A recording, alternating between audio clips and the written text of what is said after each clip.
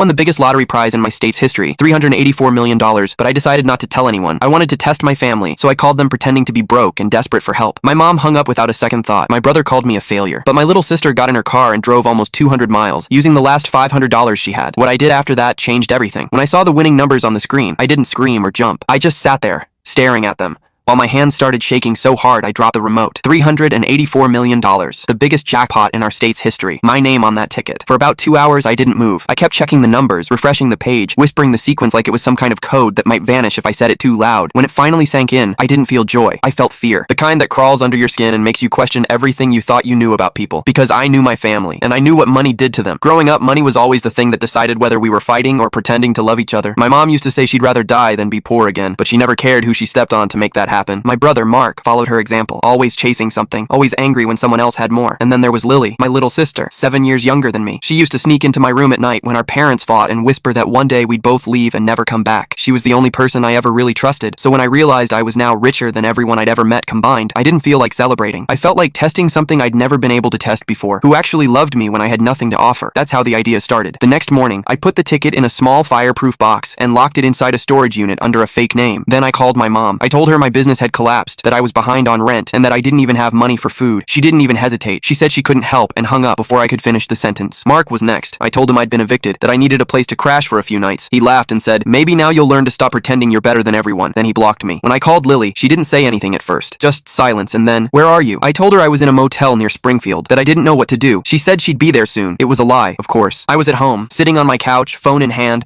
waiting to see what she'd actually do. 4 hours later, she texted, "I'm halfway there. Please don't go anywhere." I froze. I asked her how she was coming. She said she was driving. I knew she didn't have much money left. She just quit her job a week ago to start nursing school. I asked her if she could afford the trip. She said she'd use what she had left, 200 miles, $500, just to check if her brother was okay. I sat there staring at my phone, feeling this mix of guilt and awe. She was the only one who didn't ask for proof, didn't hesitate, didn't make it about herself. When she finally showed up at the motel, the one I told her I was staying in, I wasn't there. She called, panicked, and I told her the truth. I said, "Lily, I'm fine. I just needed to know who would really be there for me." She didn't answer. The line was quiet for a few seconds, then she said, "You made me think you were in trouble. I drove all night. I sold my laptop to afford gas." Her voice cracked, and that sound, that tiny broken sound, made me realize I had gone too far. I tried to explain that it was about trust, that I'd been hurt so many times before, that I needed to see who actually cared. But the more I talked, the more I knew it didn't matter. I'd betrayed the only person who didn't deserve it. She said, "You wanted to know who cared? Now you know." Then she hung up. That night, I sat in my car outside her apartment. Her lights were off. I didn't go in. I just stayed there until sunrise, holding the lottery ticket in my hand and realizing that for the first time in my life, I couldn't buy my way out of what I'd done. And what I decided to do next changed everything. The next morning, I drove to Lily's apartment before she could leave for class. I expected her to slam the door in my face, and honestly, I would have deserved it. But she opened it, stood there with swollen eyes and messy hair, and didn't say a word.